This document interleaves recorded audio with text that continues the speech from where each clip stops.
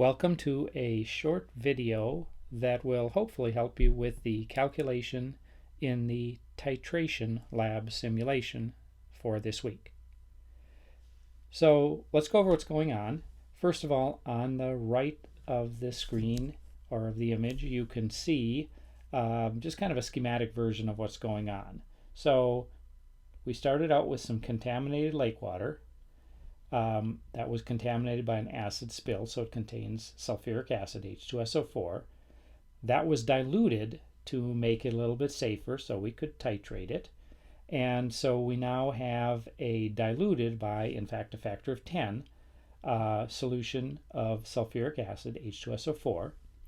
And then that was titrated with some sodium hydroxide solution. And that sodium hydroxide solution had a concentration of 0.15, what's called molar. That's moles per liter of the sodium hydroxide. Now, sodium hydroxide was added to the sulfuric acid until we reached what's called the end point, when the color changed of the indicator in the solution. And when the color changed of that indicator in the solution, what that meant was enough NaOH had been added to fully react with all the H2SO4, and that then, along with the calculation, is going to allow us to figure out the concentration of the lake water. Okay, so how do we do this? Well, first of all, we need to know what the balanced chemical equation is, and that's shown up here. H2SO4 reacts with two NaOHs to make Na2SO4, sodium sulfate, and two water molecules. So that's the balanced chemical equation. And to find the H2SO4 concentration, we will use what we know from the titration about the sodium hydroxide concentration, and then we'll also use the balanced chemical equation, which notes that two sodium hydroxides reacts with one H2SO4. Okay, now these won't be the exact numbers necessarily that you got in your titration, but for purposes of an example, let's just say that 30 milliliters of the sodium hydroxide solution was needed to reach the end point. I know your number will probably be different, but this will be for example purposes. Okay, well, what we're going to do first is find out how much sodium hydroxide that actually is. The volume and the molarity are not the amount of actual sodium hydroxide. How we get the actual amount of sodium hydroxide is to start with our volume. So we have 30 milliliters of sodium hydroxide. And then because molarity is units of what are called moles per liter, we are going to convert the milliliters into liters. So there's 1,000 milliliters in 1 liter, and that converts our units from milliliters to liter. And we need to do that because 0.15 molar means there is 0.15 moles of sodium hydroxide in 1 liter of that solution, and then liters cancel, and when we multiply 30, divide by 1,000, and then multiply by 0.15, that gives us 0.00525, and the units of this are moles, and this is of sodium hydroxide. So that's how much of the sodium hydroxide we used, and hopefully you've heard about the mole, dealt with it in your Chem 10 class and or previous chemistry class. The key thing here is it is just an amount of actual sodium hydroxide particles. It's not exactly a dozen. It is a much, much bigger number. A mole actually contains 6.02 times 10 to the 23rd particles. So this will contain 0.00525 times 6.02 times 10 to the 23rd particles. But that number doesn't matter. The key thing is this is just a measure of the amount of sodium hydroxide in these weird units chemists use called moles. And that will allow us to figure out the, first of all, amount of sodium of sulfuric acid, and then next the concentration of sulfuric acid. So we're going to use this 0.00525 moles of sodium hydroxide,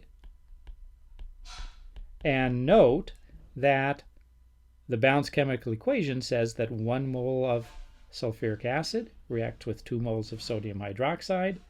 So 2 moles of sodium hydroxide reacts with 1 mole of H2SO4.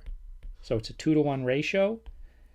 Moles of NaOH cancel. These are what are called unit conversion problems.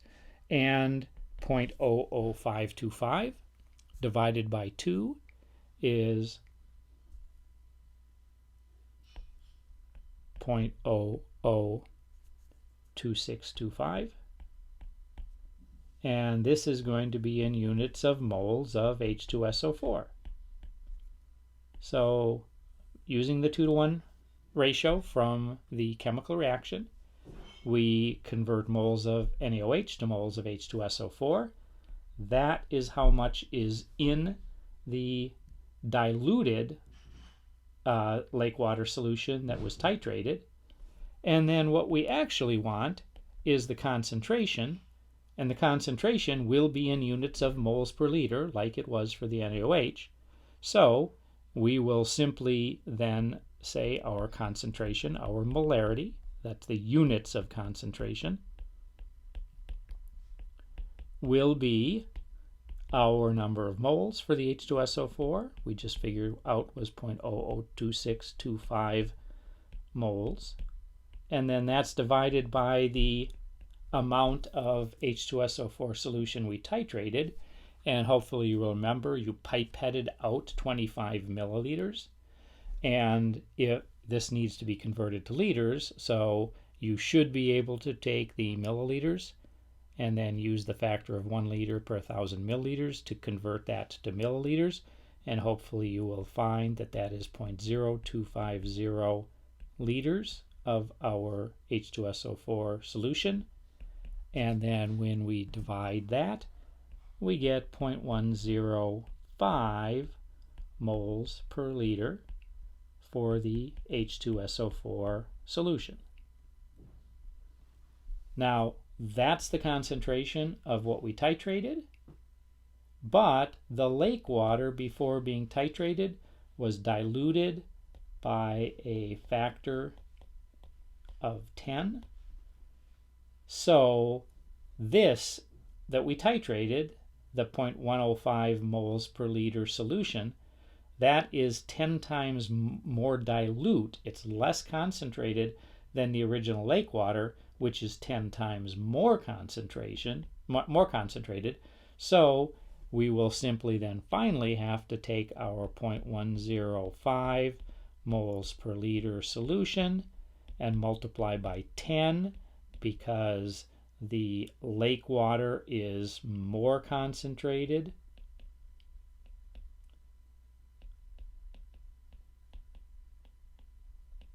By a factor of 10, multiplying by 10. So that gives us 1.05 moles per liter for our concentration of the lake water. And this is, of course, in terms of sulfuric acid, H2SO4.